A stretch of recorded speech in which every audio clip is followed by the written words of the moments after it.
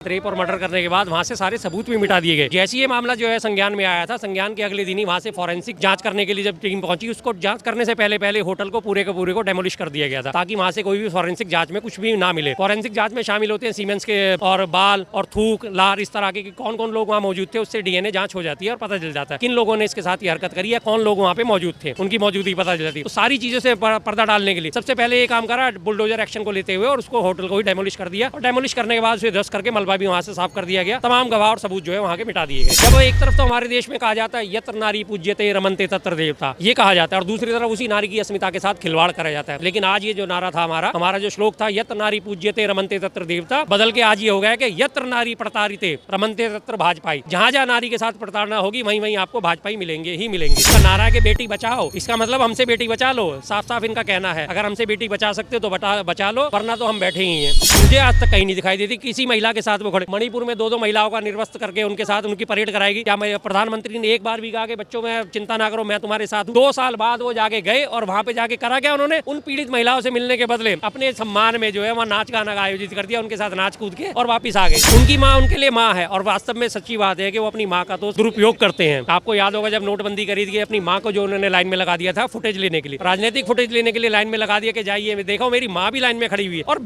कितने शर्म की बात है, प्रधानमंत्री मोदी जी की माँ, प्रधानमंत्री मोदी की जगह 4-5 भाई बहन और भी हैं, उनके भाई भतीजे भी, उनकी बहुएं भी हैं। कोई भी खानदान का एक भी व्यक्ति अपनी दादी के लिए या नानी के लिए नहीं पहुंचा कि मैं अपनी दादी या नानी जो इतनी बूढ़ी है इनको ना के नोट चेंज करा के लाके दे दूं। लेकिन उन्होंने उसका राजनीतिक इस्तेमाल करना था। मेरी माँ तो माँ है, बाकियों की माँ नहीं है, बस मेरी माँ है। जो अगर उसे शब्द कह दिए तो मुझे बुरा लगा। और रोज जो आप दूसरे की माओं के साथ बदतमीजी कर रहे हो, दूसरे की बहन बेटियों के साथ बदतमीजी कर रहे हैं, आपके सबऑर्डिनेट लगातार ये काम कर रहे हैं, तब आपको एक बार भी खून नहीं खोलता, तब आपको एक बार भी याद नहीं आती।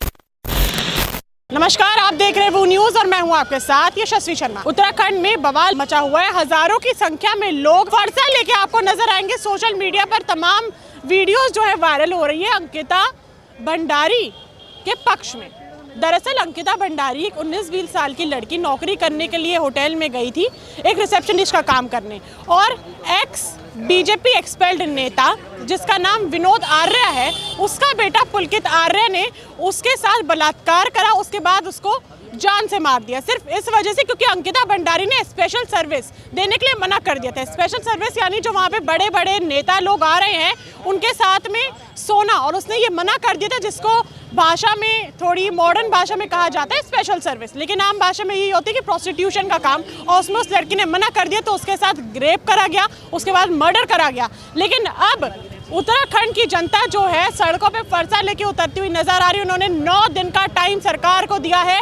पुष्कर सिंह धामी के घर के बाहर नजर आ रहे हैं फरसा लेके। उन्होंने बोला है 9 दिन के अंदर अगर कोई भी एक्शन नहीं लिया गया तो हम लोग खुद एक्शन लेंगे। इसके ऊपर बातचीत करने के लिए हमारे साथ मौजूद हैं शर्मा जी। उनसे बातचीत करते हैं कि उनका इस पूरे केस पे क्या कुछ कहना है। रेप और मर्डर करने के बाद वहाँ से सारे सबूत भी मिटा दिए गए। जैसे ये मामला जो है संज्ञान में आया था, संज्ञान के अगले दिन ही वहाँ से फॉरेंसिक जांच करने के लिए जब टीम पहुंची, उसको जांच करने से पहले होटल को पूरे को डेमोलिश कर दिया गया था, ताकि वहाँ से कोई भी फॉरेंसिक जांच में कुछ भी ना मिले। फॉरेंसिक जांच में शामिल होते हैं सीमेंस के और बाल और थूक, लार, इस तरह के कौन कौन लोग वहाँ मौजूद थे, उससे डीएनए जांच हो जाती है और पता चल जाता है कि किन लोगों ने इसके साथ ये हरकत करी है, कौन लोग वहाँ पे मौजूद थे, उनकी मौजूदगी पता चल जाती है। तो सारी चीज़ों से पर्दा डालने के लिए सबसे पहले ये काम करा बुलडोजर एक्शन को लेते हुए और उसको होटल को ही डेमोलिश कर दिया, और डेमोलिश करने के बाद उसे ध्वस्त करके मलबा भी वहाँ से साफ कर दिया गया, तमाम गवाह और सबूत जो है वहाँ के मिटा दिए गए। और उसके बाद अब जब ये दोबारा से मामला जो है, तब से हम इसके लिए न्याय की मांग कर रहे थे। उसमें पहले एक बार भी ऐसा हुआ था जब अंकिता भंडारी हत्याकांड के लिए एक पत्रकार आशुतोष साहब थे, उन्होंने इस मसले को उठाया था। तो उनको जब वो धरने पर बैठे थे तो उन्हें उठा के उनके जेल में डाल दिया गया था। उनके कपड़े उतार के उन्हें अंडरवेयर में बैठा के उनकी जो है फ़ोटो खींच के सर्कुलेट करी गई थी शासन द्वारा कि अगर इस तरह की आपने आवाज़ उठाने की कोशिश करी तो बाकी लोगों का भी यही हश्र करा जाएगा। देखिए, सबसे पहले तो इनका ये मानना ही गलत है कि बुलडोजर न्याय की प्रक्रिया का हिस्सा है। बुलडोजर इसलिए होता है, कोई भी इलीगल कंस्ट्रक्शन है अगर वो होती है तो उसके लिए नोटिस दिया जाता है, नोटिस का जवाब देखा जाता है सही है या नहीं है, जुर्माना लगा के भी चीज़ें माफ़ करी जाती हैं। लेकिन आज की डेट में इन्होंने सिर्फ हर बुलडोजर को लोगों की भावनाओं से खेलते हुए कि हाँ बुलडोजर चलना चाहिए चलना चाहिए चलना चाहिए, और बुलडोजर एक्शन को जो है ऐसा वेरीफाई कर दिया है कि बुलडोजर ही सब चीज़ों का समस्या का समाधान है। लेकिन ये कहीं भी हमारे संविधान में इस चीज़ का उल्लेख नहीं है कि बुलडोजर से समस्याओं का समाधान निकले। उन्होंने बुलडोजर क्यों चलाया? क्योंकि उन्होंने अपने कुकर्मों के ऊपर पर्दा डालना था।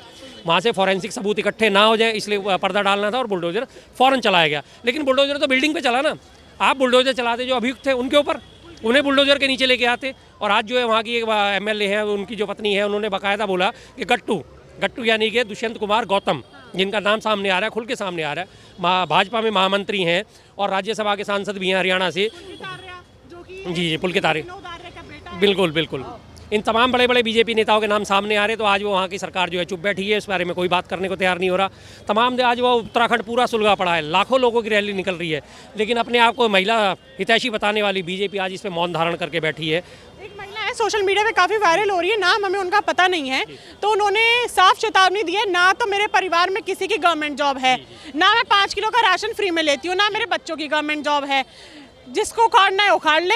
उन्होंने बोला लेना है फरसा ले जाओ, दांत से काट के उखाड़ फेंकूंगी। बिल्कुल बिल्कुल सही कहा है। देखिए ये चीज़ें कब होती हैं, जब एक तरफ तो हमारे देश में कहा जाता है यत्र नारी पूज्यते रमन्ते तत्र देवता, ये कहा जाता है, और दूसरी तरफ उसी नारी की अस्मिता के साथ खिलवाड़ करा जाता है। लेकिन आज ये जो नारा था हमारा जो श्लोक था यत्र नारी पूज्यते रमन्ते तत्र देवता, बदल के आज ये हो गया है कि यत्र नारी प्रतारिते रमन्ते तत्र भाजपाई। जहाँ जहाँ नारी के साथ प्रताड़ना होगी वहीं वहीं आपको भाजपाई मिलेंगे ही मिलेंगे, चाहे वो उत्तराखंड हो, चाहे वो उत्तर प्रदेश हो, चाहे वो दिल्ली हो, चाहे वो महाराष्ट्र हो, कहीं भी आप देख लीजिए, तमाम जगह इनके रेपिस्ट भरे पड़े हैं और खुलेआम पूरी तरह बदमाशी चल रही है, दादागिरी चल रही है। अभी ये पड़ोसी राज्य है हमारा हरियाणा में जो है राम रहीम, नाम लेते हुए भी शर्म आती है। राम और रहीम का दोनों का नाम वो बदनाम कर रहा है। गुरमीत सिंह जो है उसके नाम लेते हुए भी हमें शर्म आती है। उसको 15वीं बार पैरोल दी गई है, 2017 से वो जेल में था, अभी पिछले 7 सालों के अंदर उसे 400 से ज़्यादा दिन जो है उसको जो है बाहर काटने के लिए दे दिए गए। भारत के इतिहास में अनोखा एक अकेला मुकदमा है जिसमें उसे बार बार 40 दिन की पैरोल दी जाती है। उससे पहले आसाराम बापू को जो है, बापू उसे कहते हैं दुनिया, मैं तो नहीं कहता उसे, मैं नहीं कहता उसे, आसाराम को उसे जेल में उसे भी बेल पे रिहा करा गया। कुलदीप सेंगर को अभी हाई कोर्ट ने दिया ही, क्यों दिया था, बेल दी थी, हाँ सुप्रीम कोर्ट ने रोक लगा दी। हर चीज़ के लिए सुप्रीम कोर्ट थोड़ी है, नीचे की अदालतों को भी तो सोचना चाहिए कि जो कन्विक्ट घोषित हो चुका है, जो अपराधी घोषित हो चुका है, उसके लिए अब 7 साल 8 साल बाद जेल में निकालने का क्या मतलब बनता है। तो ये तमाम जो है भाजपाई यही कर्मकांड करते हैं जहाँ इनके अपने नेता फंसते हैं। अभी दिल्ली का ही आप उदाहरण ले लीजिए, दिल्ली में महरौली इलाके का जो विधायक नरेश यादव, उसके ऊपर भी बलात्कार का मुकदमा है, वो भी आके आज भाजपा में शामिल हो गया, सारा मामला ठंडा हो गया। ऐसा कुछ होता है क्या, क्योंकि बहुत से लोगों को ऐसा कहना है और सोशल मीडिया पे तमाम जो लोग हैं मीम बना रहे हैं और कंटेंट डाल रहे हैं कि चलो रेप कर लेता हूँ उसके बाद बीजेपी में शामिल हो जाऊंगा, कुछ नहीं होगा। जी देखिए बहुत दुखद परिस्थिति है कि इस तरह की लोगों की मानसिकता घर करती आ रही है कि आज मैं रेप कर दूं, या आज मैं डकैती डाल दूं, आज मैं चोरी चकारी कर लूं, आज मैं घोटाला कर लूं और बीजेपी में शामिल हो जाऊं। तो ये वास्तव में बहुत शोचनीय विषय है कि लोग ऐसा क्यों कर रहे हैं। ऐसा होना बिल्कुल भी नहीं चाहिए, लेकिन हालांकि ये मीम के तौर पे इस्तेमाल हो रहा है। मैं भी जानता हूँ कि हमारी जो है जनरेशन पढ़ी लिखी है वो ऐसा काम नहीं करेगी, लेकिन वास्तव में जो मीम है सही साबित हो रहा है। आप कोई भी बड़ी से बड़ी घटना कर दीजिए, बड़ी से बड़ी दुर्घटना कर दीजिए और बीजेपी का दामन थाम लीजिए, आपको फौरन ही आपको छूट मिल जाएगी। ये जो बेटी बचाओ बेटी पढ़ाओ का नारा दिया जाता है, अभी हाल ही में जंतर मंतर पे भी लड़कियों के राइट्स को लेकर एक्सप्लॉयटेशन के खिलाफ में विरोध करा गया था, सेक्सुअल एक्सप्लॉयटेशन को लेकर। तो वहाँ पे लोग कह रहे हैं बेटी बचाओ बेटी पढ़ाओ, लेकिन बचाओ किससे, भाजपा के नेताओं से बचाओ। मैं तो बार बार कहता हूँ बेटी बचाओ कमल के फूल से, वो खुद कहते हैं इस बात को, तो इस बात को हमें दोनों तरह से संज्ञान लेना चाहिए। जो इनका नारा है कि बेटी बचाओ, इसका मतलब हमसे बेटी बचा लो, साफ साफ इनका कहना है। अगर हमसे बेटी बचा सकते हो तो बचा लो, वरना तो हम बैठे ही हैं, बैठे ही हैं। उत्तराखंड को देवभूमि कहा जाता है, बहुत ही पवित्र जगह वो है, और वहाँ पे एक ऐसा केस निकल के आता है जहाँ पे आपको हरियाली चारों तरफ, इतनी पॉजिटिविटी नजर आएगी, और वहाँ पे आज महिलाएं अपने ही राइट्स के लिए, चाहे वो किसी भी उम्र की महिला, आज फरसा लेके अपने ही राइट के लिए उतर रही है वहाँ पे। बिल्कुल कहते हैं ना, उठो द्रौपदी शस्त्र उठा लो, अब गोविंद ना आएंगे। तो वही वाली आज चीज़ ये साबित होती जा रही है। अल्टीमेटली जो है भी कहीं भी कोई दिक्कत होती है तो शासन प्रशासन का मुंह देखा जाता है, शासन प्रशासन उस पर ढंग से फैसला लेता है तो लोगों को भी तसल्ली मिलती है। लेकिन अगर लोगों को तसल्ली नहीं मिल रही तो जाहिर सी बात है इस तरह के आंदोलन जन्म लेते हैं। इससे पहले 2012 में निर्भया कांड भी हुआ था, तत्कालीन सरकार ने त्वरित फैसला लिया था, उसे इलाज के लिए सिंगापुर तक भेजा था, लेकिन दुखद परिस्थिति रही कि उसकी मौत हो गई थी। उसके बाद सारे कन्विक्ट के ऊपर मुकदमा चलाया गया, पांचों को फांसी पर लटकाया गया। एक फांसी से बच गया था, क्यों? क्योंकि कानून में झोल था, वो नाबालिग था, नाबालिग को फांसी नहीं दे सकते थे, लेकिन बाकी जो 5 थे उनको तो फांसी पर चढ़ाया था ना। कितना त्वरित फैसला हुआ था और पूरा देश तब भी एकजुट हुआ था।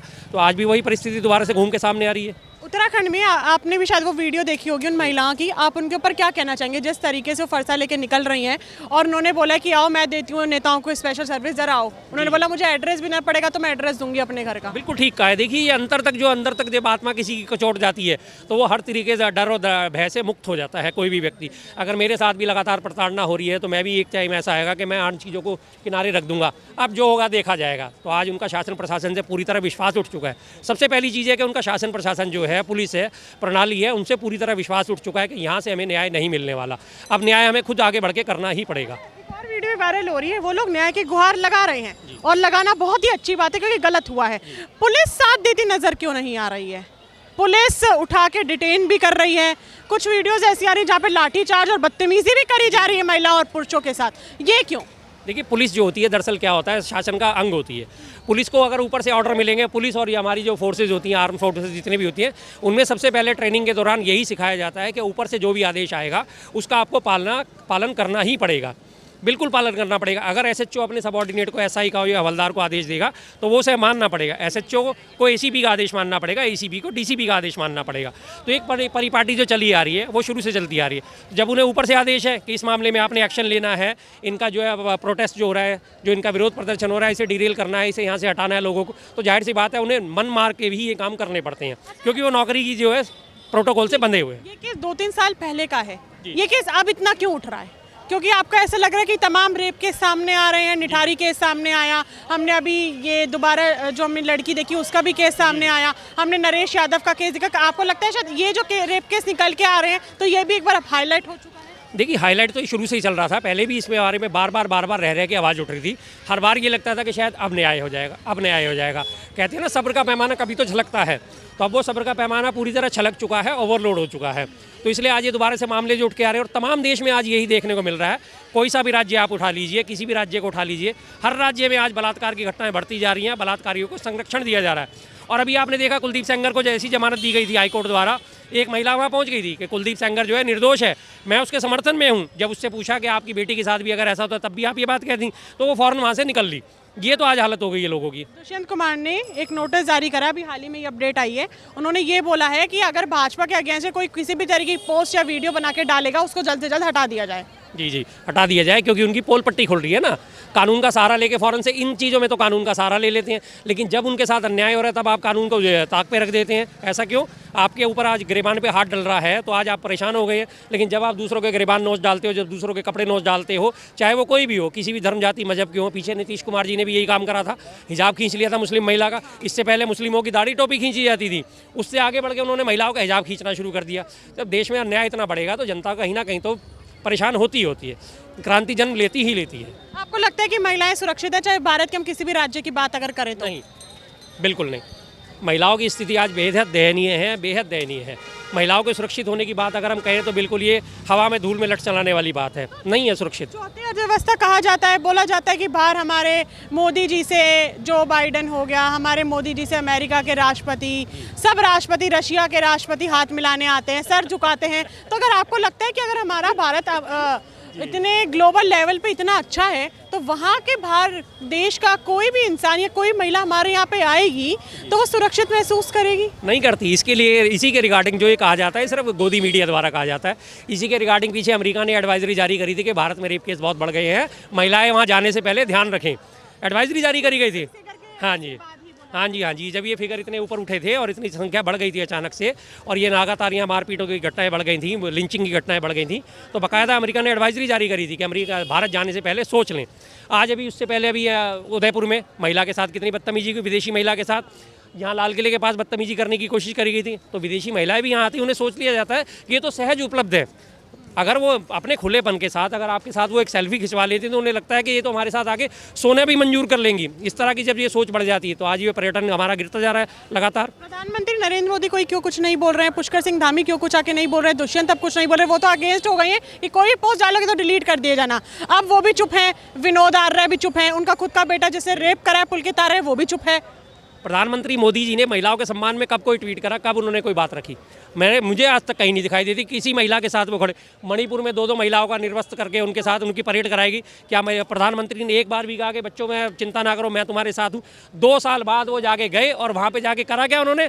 उन पीड़ित महिलाओं से मिलने के बदले अपने सम्मान में जो है वहाँ नाच गाना आयोजित कर दिया, उनके साथ नाच कूद के और वापस आ गए। संसद में बोलने की बात करी थी तो संसद के परिसर में, अंदर नहीं, परिसर में खड़े होकर सिर्फ 38 सेकंड की एक बाइट दी थी। उसके अलावा 2022 में यहाँ लाल किले की प्राचीर से खड़े होकर वो कह रहे थे महिला अस्मिता हमारी सर्वोपरि है।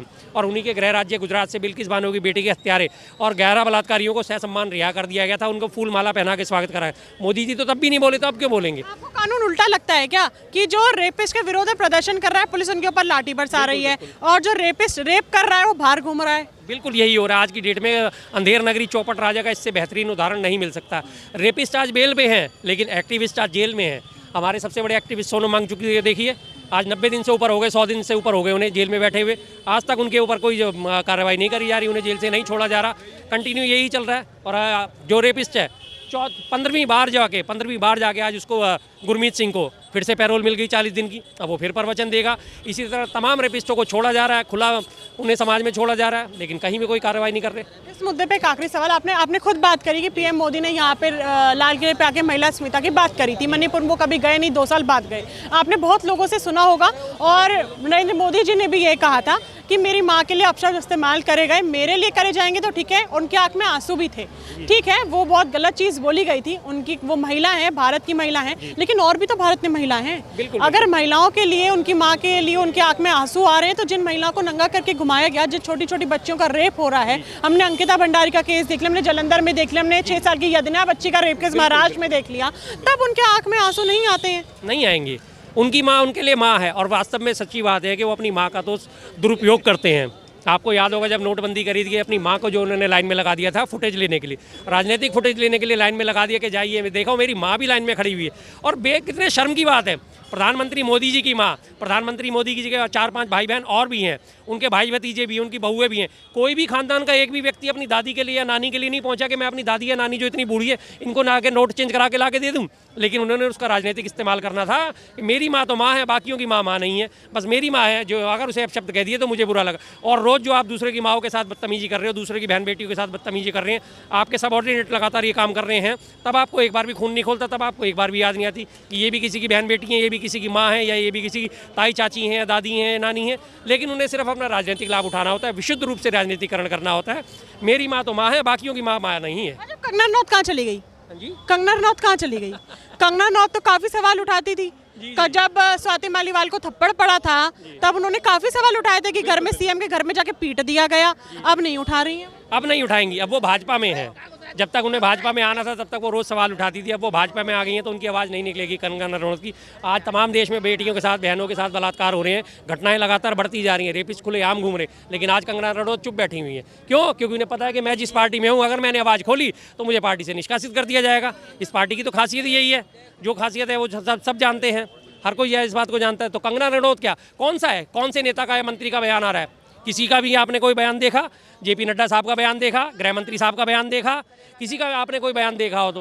होम मिनिस्टर साहब का, रक्षा मंत्री साहब का, किसी का कोई एक बयान बेटियों के समर्थन में आया हो तो बता दीजिए। किसी का कोई समर्थन में बयान नहीं आएगा। वो सब समर्थन से छोड़ के किनारा काटे हुए बैठे हैं, और ना प्रधानमंत्री मोदी जी का आने वाला। चलिए, अंकिता भंडारी का केस और जो जिस तरीके से हम उत्तराखंड में भौचाल मचा हुआ देख रहे हैं कि 9 दिन का टाइम वहाँ की जनता द्वारा दिया गया है सरकार को। पुष्कर सिंह धामी के घर के बाहर, आवास के बाहर वो लोग फरसा लेके बैठे हुए हैं, और वहाँ पे एक महिला है जो बहुत ज़्यादा ट्रेंड कर रही है। उन्होंने खुली चुनौती दी है कि जिसको स्पेशल सर्विस चाहिए ज़रा मेरे पास आओ, मैं स्पेशल सर्विस देती हूँ, और अगर ये फरसा भी लेना है तो ले लो, मैं अपने दांत से ही तुम्हारा इलाज कर दूंगी, ऐसा चीर हड़न करूंगी तुम्हारा तो कि तुम किसी भी लड़की को, ये जो भाजपा के नेता हैं, किसी भी लड़की को स्पेशल सर्विस का ऑफर नहीं देंगे। अब आप मुझे बताइए, क्या महिला सही में सुरक्षित है? चाहे वो किसी भी राज्य की हो, चाहे वहाँ पे किसी भी कोई भी सरकार हो, कोई भी नेता हो किसी पार्टी से, क्या सही में महिला सुरक्षित है? और केंद्र में बैठी सरकार जिस तरीके से नारे लगाती है बेटी बचाओ बेटी पढ़ाओ, क्या सही में वो उस नारे पे जमीनी स्तर पे उतर पाई है? क्या पॉजिटिव काम वो महिला को लेकर कर पाई है? इस अगली बार हम मिलूंगी आपसे, तब तक के लिए बने रहिए वो न्यूज़ के साथ। मैं यशस्वी शर्मा, धन्यवाद।